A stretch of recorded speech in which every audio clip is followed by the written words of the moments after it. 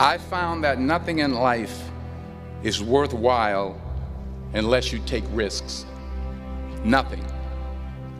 Nelson Mandela said, "There is no passion to be found playing small and settling for a life that's less than the one you're capable of living." Now, I'm sure in your experiences in school and applying to college and picking your major and deciding what you want to do with life, I'm sure people have told you to make sure you have something to fall back on. Make sure you got something to fall back on, honey. But I never understood that concept, having something to fall back on. If I'm going to fall, I don't want to fall back on anything except my faith. I want to fall forward. I figure at least this way I'll see what I'm going to hit. Fall forward. This is what I mean. Reggie Jackson struck out 2,600 times in his career, the most in the history of baseball. But you don't hear about the strikeouts. People remember the home runs. Fall forward. Thomas Edison conducted 1,000 failed experiments. Did you know that? I didn't know that. Because the 1,001st was the light bulb. Fall forward. Every failed experiment is one step closer to success. You've got to take risks, and I'm sure you've probably heard that before, but I want to talk to you about why that's so important. I got 3 reasons.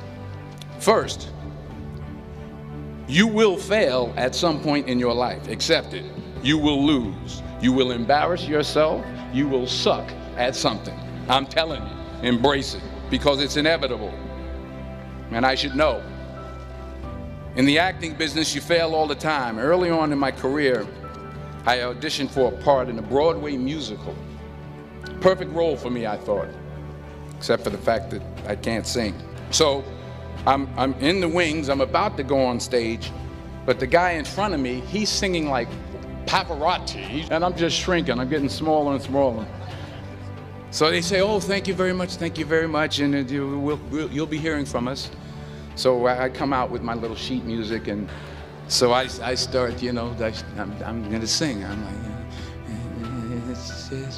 and they're not saying anything, so I'm thinking I'm getting better. So I just start getting into it. So I assumed I didn't get the job. I didn't get the job. But here's the thing.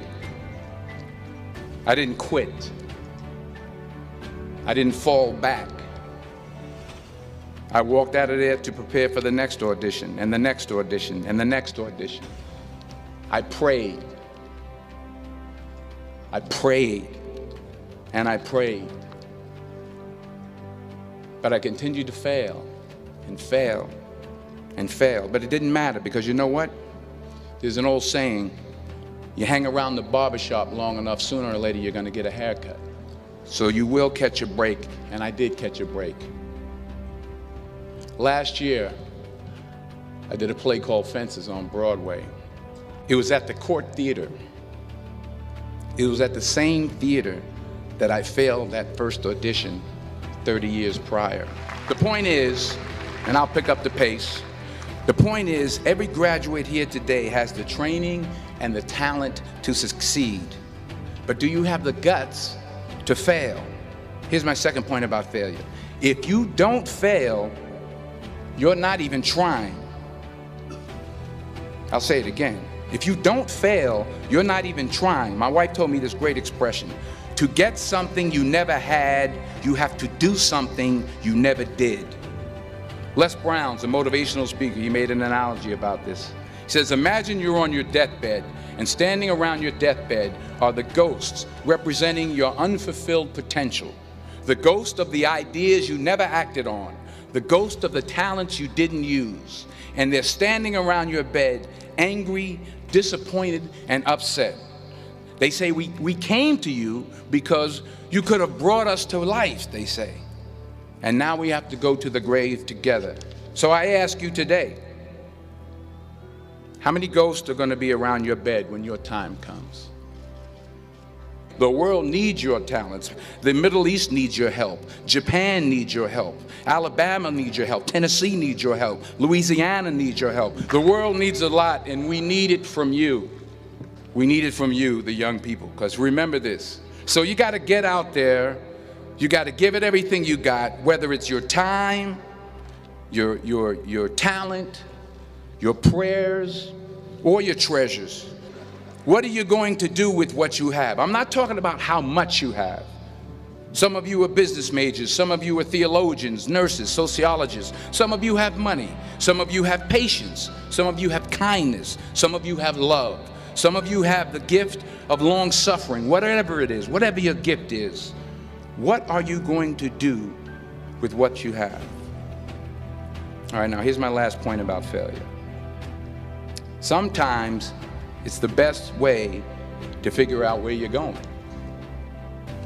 Your life will never be a straight path.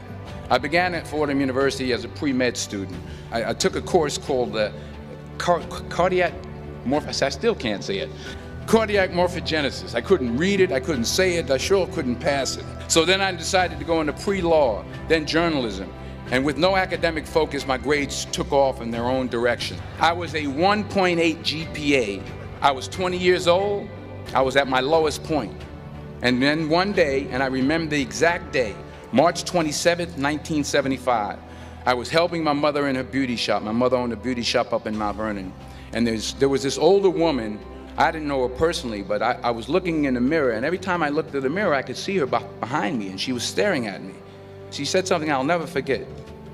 She said, "Young boy, I have a prophecy, a spiritual prophecy." She said, "You are going to travel the world and speak to millions of people." Now mind you, I'm 20 years old, I'm flunked out of school. But maybe she was onto something, because later that summer, while working as a counselor at the YMCA camp in Connecticut, we put on a talent show for the campers. And after the show, another counselor came up to me and asked, "Have you ever thought about acting? You're good at that." And I changed my major once again for the last time. And in the years that followed, just as that woman prophesied, I have traveled the world and I have spoken to millions of people through my movies. Many years ago, I did this movie called Philadelphia.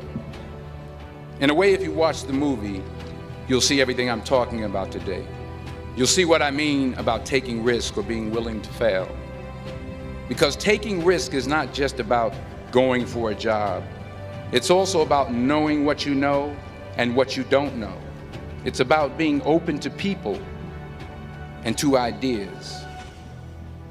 In the course of the film, the character I play begins to take small steps, small risks.